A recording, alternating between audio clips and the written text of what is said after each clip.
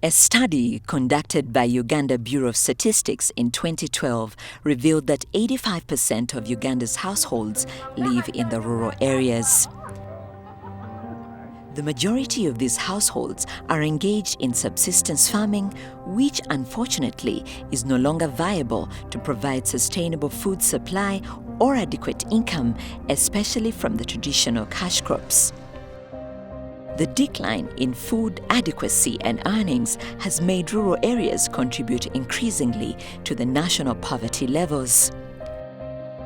This contribution is currently estimated at 94% of the national poverty level.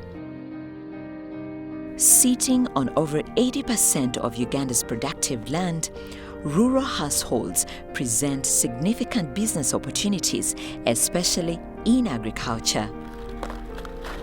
Unlocking these opportunities will not only lift the rural households out of poverty, but lead to overall development of Uganda. Geno Farm is located in Lyolwa sub-county in Tororo district, eastern Uganda. This farm lies on a 250-acre piece of land and has been in existence for over 50 years. We are a second generation managers of this farm, which was founded over 50 years ago. The land is owned under Langa Foundation, and it has been in existence for over 50 years. So we are managing this farm that we inherited from our late father.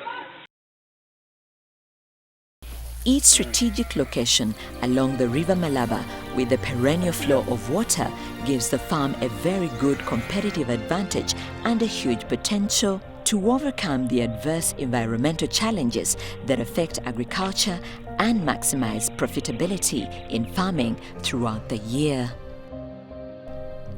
The main activities in this farm is growing crops such as green gram, soya, cassava, banana, maize, and vegetables such as tomatoes, onions, green pepper, cabbage, rosemary, and rearing of pigs. The strategic plan is basically to make this farm a model farm, the best model farm in Africa, and we have got outcomes in the area of piggery. We want to make sure that every time we have 2,000 pigs here, and out of that we are going to take about half of it as breeding, and then the other half we want to go through the value chain until we make sausage. We also want to go into abattoir, where our pigs, we go into abattoir, add value, and then sell it to the end users. Right now we have about 300 pigs, and our plan by end of next year is to have about 2,000 pigs. Each pig was giving birth to about 10 piglets. That was about 200 piglets. And when we sell about 70% of that, you can add the numbers, the math is good. So we have been learning how to do piggery and make money out of it. We are using the IMO. Using the IMO means you are keeping the pigs using the latest methods, where the pigs do not get stressed, where the pigs sleep in a place where they get warmth, and that warmth gives heat to the pigs, and so the end product is very good. Number two, we also want to make it as a business, because keeping pigs is about the feed. And if you can master how to keep the feed, then you can make a lot of profit from it. And that's why we are growing maize, we are growing soya, and we are growing sweet potatoes, to make sure that we subsidize on the feed, so that when we put the pigs in the marketplace, we are supplying it at the cost. Now, apart from it making business sense for us, we also want the community to come and learn from it. We want the youth in the local community and the youth in the eastern part of Uganda to come and learn how to rear pigs using the IMO method.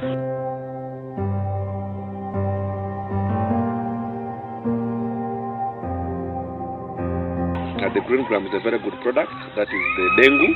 The dengu is highly desired by the Indians and the export market. So the dengu is also a product that actually we are adding value to. So we want to make sure that we master how to produce dengu and move it along the value chain, whereby we are supplying it to the end users when it is packaged properly. And when we add value, it increases the price by 60%. So there's a lot of money in producing dengu. We need to ensure that access to the farm, accessing the market is very easy. That's what we wanted to do as a district. With its own tractor on site and the recruitment of a trained farm manager and a team of dedicated workers, the directors set to enhance maximum productivity on the farm. The farm also works with a group of youth who have been trained in farming practices by providing them with land for farming. We come here as a group who have been sponsored. Since they have a large portion of land, we are given some portion. So the model we want under the youth is, we want them to come, get the practical training. We want at the end of the day, they prepare a business plan. We want them to be able to communicate and pitch their business plan. And then at the end of it all, we help them to source funding. And then we get for them a mentorship. So that we don't leave the youth in the middle of the road. That's right. We have got a landscapist who gave us the plan. So we're just waiting to put them in the list. This farm is big. It's a place you can come and take a rest. So we want people to come and help us in promoting agrotourism, where people come, they take a walk in the farm. They can come and go and pick the tomatoes, they pick the eggplants, they pick the green pepper, and then come and chase a bad chicken, or go in the piggery and pick a pig, and then make it for themselves, or we make it for them.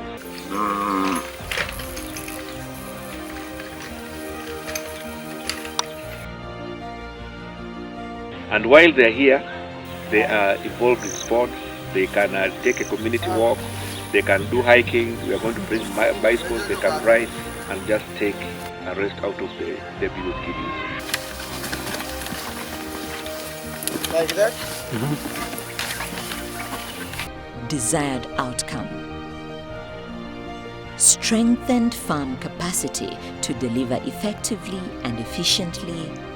Increased community involvement and participation. Improved work environment for staff in order to enhance the capacity of Geno Farm to deliver effectively and efficiently deliver its desired outcomes, the following specific interventions will be applied. Establish strong systems, processes and procedures to deliver our promise. Build capacity of staff through technical and soft skills training. Review and develop policies. Continuous improvements and innovations. Resources are critical in the implementation of this strategic plan. It is important to mobilize adequate resources to achieve the desired outcomes, strategic objectives, and specific interventions. The investment you have put all here is from the director's savings, but now we want to expand. There are so many things that we want to do. We want 2,000 pigs down there. We don't have the resources, and so we need support. We need to train the youth. We cannot do that with our own resources, so we need support in most of the areas for our own expansion, but also to help the youth. We have a school. We are now roofing. The school now is on primary 2. We want to take it up to primary 7. But we are right just now on primary 2. We need support to expand the school so that it can go to the next level. Talent development. The farm has donated 1 acre of land to the community and built a school and a church. The school has a capacity to enroll 200 pupils. The farm provides employment to the women and youth. The farm has designated land for the youth to grow their own food for family consumption to ensure food security. The farm supported a SACCO as a saving scheme for its staff. Apart from just us earning from it, we also want to expose other people to run it as a business.